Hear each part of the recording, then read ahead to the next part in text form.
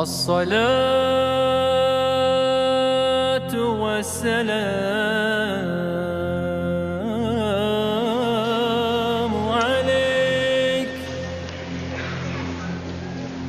عليك يا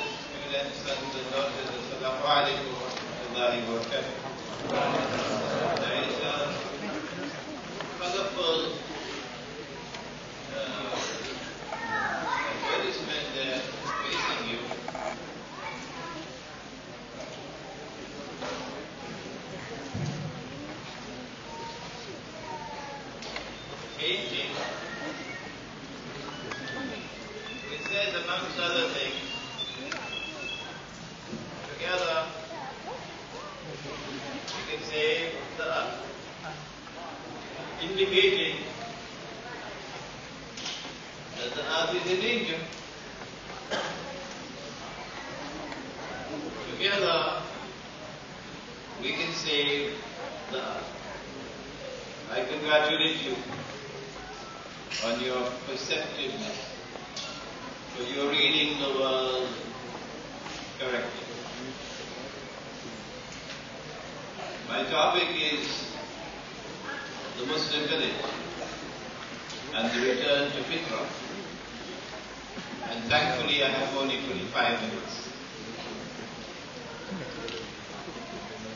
Yes, we live in an age in which there is universal fasad. There is fasad in the political life, fasad in the economy, fasad in the monetary system. We just had a conference here in Malaysia last week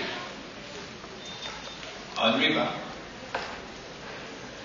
And there were scholars coming from so many parts of the world who shared our views on the fasad of the monetary system. There was Hugo Salinas Price from Mexico, came all the way from Mexico.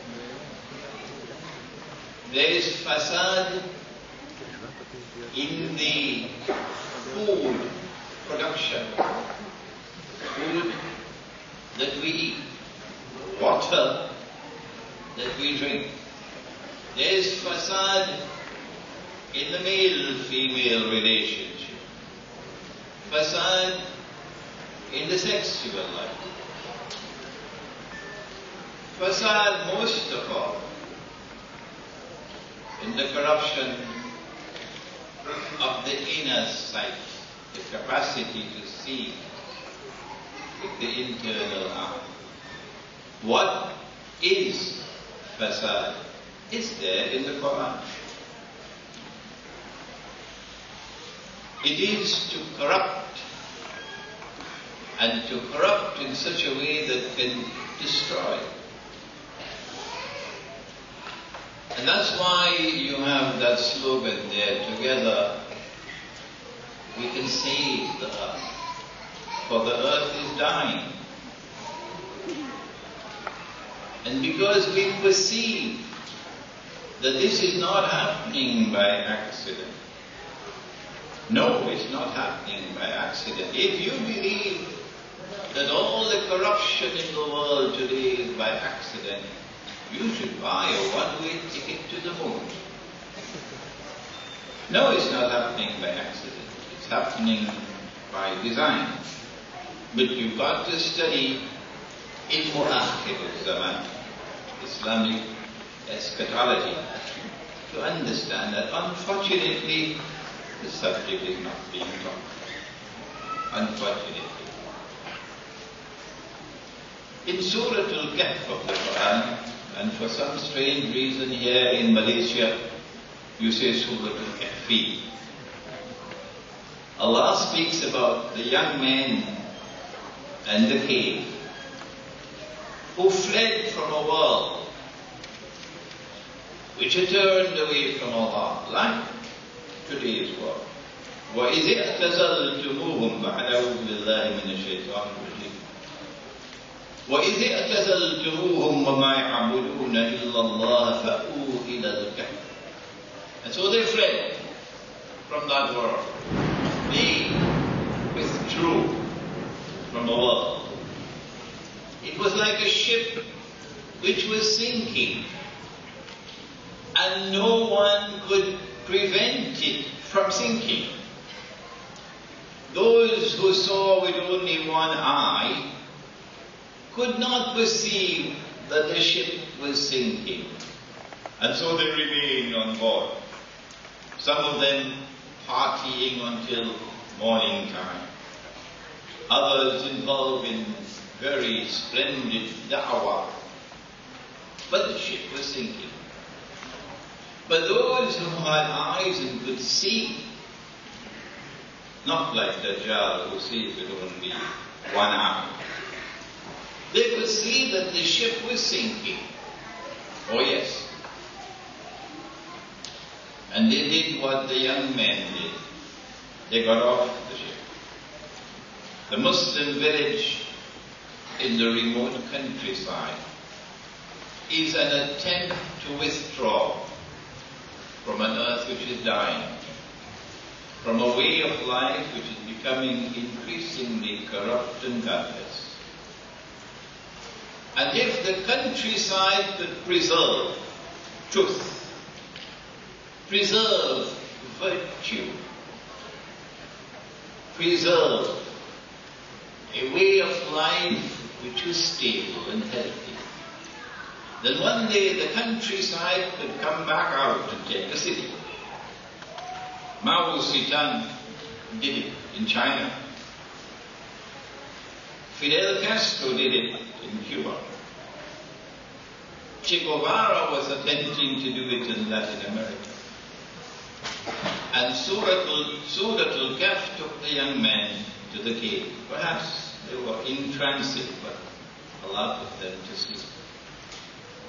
And so our project of a Muslim village is meant to make an effort to return to the way of life ordained by Allah. What is that way of life? But before I continue, alhamdulillah, my students in Egypt were planning and are building a village in Egypt. In Malaysia, we have 2 Muslim village projects already. We have some of them present here tonight. In Pakistan, they are searching for the land, but agricultural land is too expensive in Pakistan, so they've not gotten the land yet.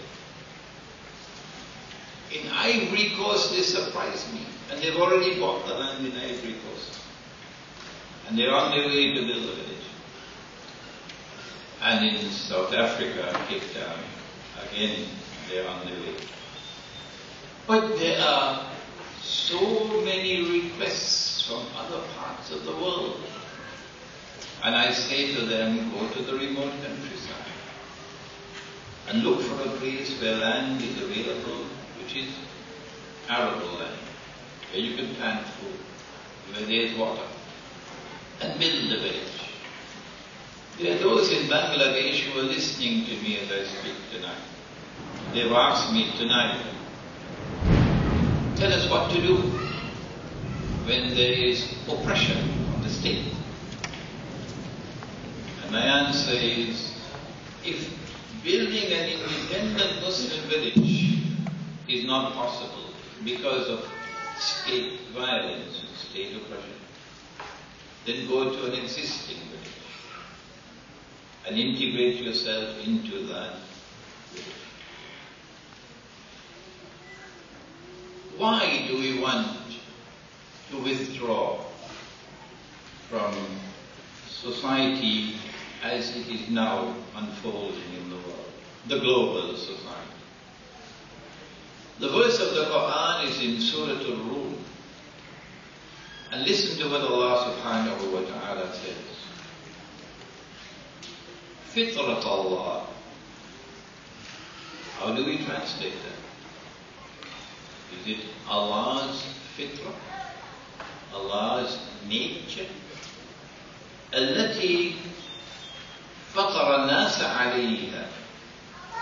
Shall we translate that as that the divine nature is the model after which human nature has been constituted? No, we can't do that. Because Allah says, لَيْسَ كَمِثْلِهِ شَيْءٍ. Nothing, no one is like Allah. And so that translation would not work. Fitrat Allah, the nature which Allah has ordained for all His creation. التي فطر الناس عليها.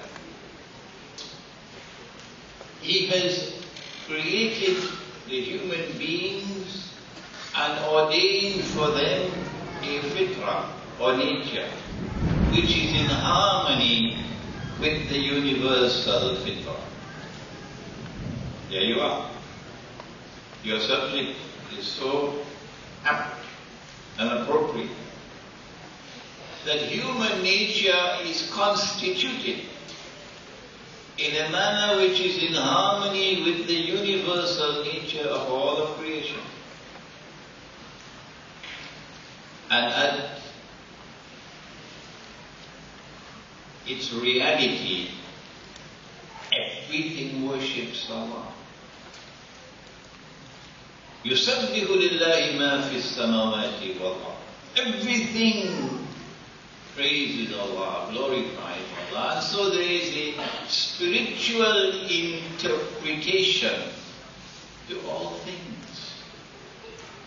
And our life is meant to be lived in harmony with the environment around us. ذَلِكَ لَا تَبْدِيلَ لِخَلْقِ اللَّهِ. Before we go to that. لَا تَبْدِيلَ لِخَلْقِ اللَّهِ. How do we translate that? Some of the books of tafsir restrict themselves to say there is no change in human nature, but that is insufficient. Allah is saying that the nature with which He has ordained all creation, that nature and human nature are in harmony with each other. التي فطر الناس عليها. And then He goes on to say, لا تبديل لخلق الله. There is no change in Allah's creation, both universally and in human nature. You can't restrict it to human nature. So if you're waiting for the sun to rise from the west, you've got a long way ahead of you. ذَلِكَ دِينُ الْقَيِّمِ. This is the right religion, the right way of life. That we must live in harmony with the environment. And if we don't, we are turning away from our deen. ذَلِكَ دِينُ الْقَيِّمِ وَلَكِنْ أَكْثَرَ النَّاسِ لَا يَعْلَمُونَ. And so when we see the world showing disrespect for the earth, it's time to say goodbye.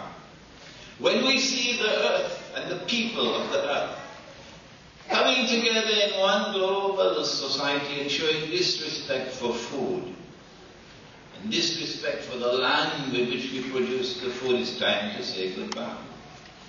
And when we see a global society showing disrespect for women and disrespect for the functional relationship between the male and the female, And the world increasingly turning towards the fulfillment of that prophecy of Akhirul Zaman, that men will dress like women and women will dress like men.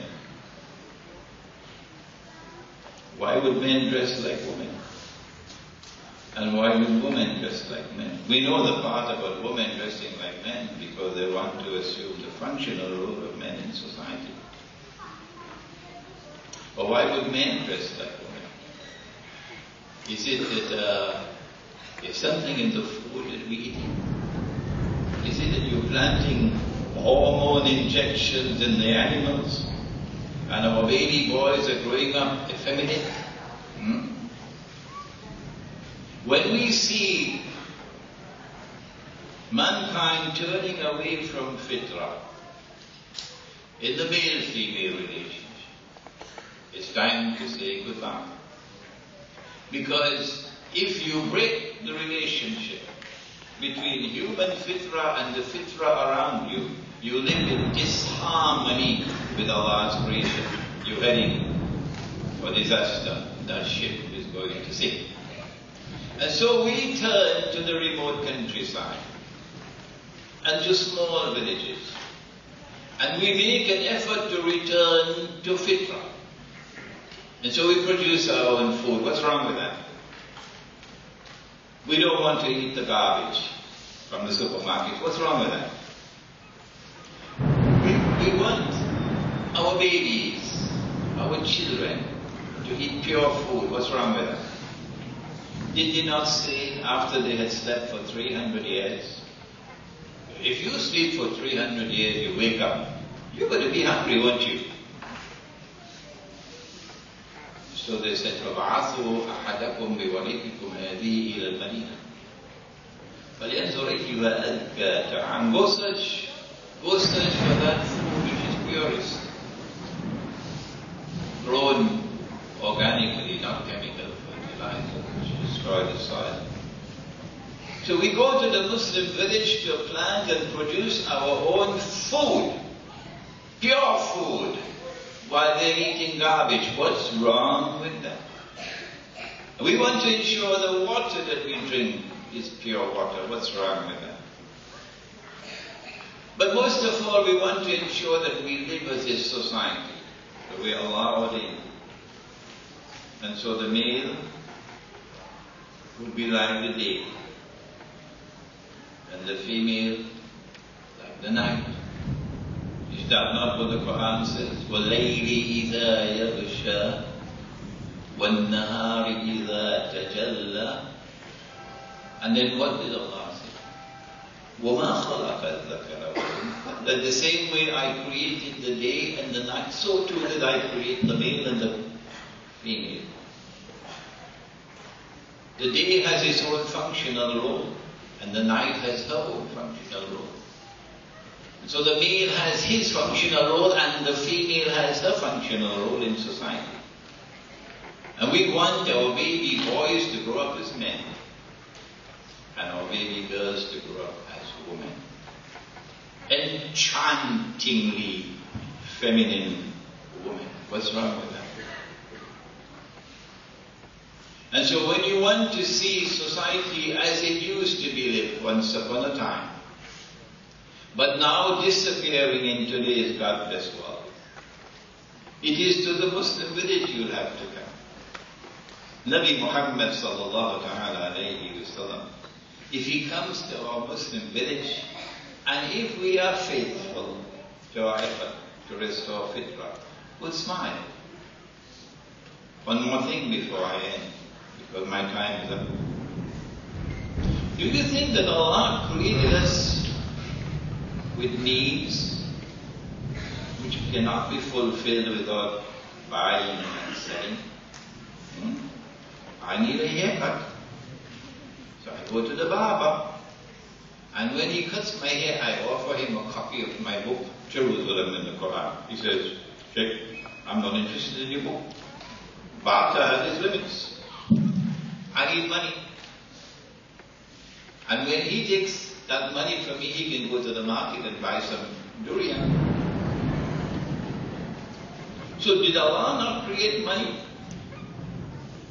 Or is it that I have to wait until the Zionist IMF creates bogus, fraudulent, utterly haram money and then use that money as an instrument of economic oppression and financial enslavement? No. Allah created money. And Nabi Muhammad ﷺ gave us that money. But who teaches that subject today? Who had taken the time to go to the Quran and go to the Hadith and then study international monetary economics? Who is taking the time to do that? Fitra is gone in money. There is fitra in money. But let me tell you something. As I just said it, on Sunday I recorded a lecture for broadcast on Egyptian television. Probably going to be broadcasted a day or two. And I warned the Egyptian people, tomorrow, yes, tomorrow, Israel is going to be using dinar and dirham as money, and at that time we will have to hold our faces down in shame and disgrace. Yes, because we have abandoned the Sunnah. And tomorrow they will restore gold and silver as money. But in the Muslim village, we will restore dinar and dirham as money. That's fitrah. And if there's a short supply of dirhams in the market in Medina, what would they use as money? Did they teach you that at school? Is it still being taught anymore? If there was a shortage of dinar and dirham in the market in Medina, what would they use as money? Answer, they would use dates as money. There are those who could look down their nose on that if they want. That's their business. But this is the Sunnah. That you use commodities of food consumption, wheat, barley, dates, salt. These are commodities of food consumption with a shelf life, not like mangoes. And they have their value inside of them, intrinsic value. So long as we use that money, we never had what we have today. Egypt, miserably poor. Indonesia, miserably poor. Pakistan, miserably poor. Bangladesh, miserably poor. Shall I continue? Did this happen by accident? Is it because the Indonesians are lazy and the Egyptians are lazy? Are you adding insult to injury? No. So we will use dinar and dirham in the remote countries. And if there is state violence against us, well, then we can use rice as money. Can you ban that? We'll use sugar as money. Can you ban that? No matter what you do, you cannot stamp out the religion of Muhammad sallallahu alaihi wasallam. There will always be those who are faithful to the deen, even if they have to go and live in a cave in the mountains. But they will preach the truth without regard for consequences. They will preach the truth without regard for consequences. And if you preach the truth, Allah will take it to the four corners of the world. But you must do it with sincerity. So I want to congratulate Hafiz Mahmoud Abu Taka and the group. There are many, he could not have done this by himself. All of you who have worked so hard to show respect for the environment, to show respect for food, to show respect for water. If you invite me to come again one day, I can introduce you to wudu and how much water is used in wudu. I can introduce you to ghusl and how much water is used in ghusl. What is the way that we show respect for food? How do we show respect for water? You will teach your children. Every single grain of rice on that plate must be finished. You will not leave a single grain of rice on this plate, my son. So next time watch how much food you're putting on your plate. We will show respect for the environment. Respect for food, respect for water, respect for the land, the soil in which we produce the food. Respect for the market, for the money we use in the market. And respect for men as men and women as women. And if we do that, life can once again be happy and beautiful. ربنا تقبل منا إنك أنت السميع العليم وتب علينا يا مولانا إنك أنت التواب الرحيم برحمتك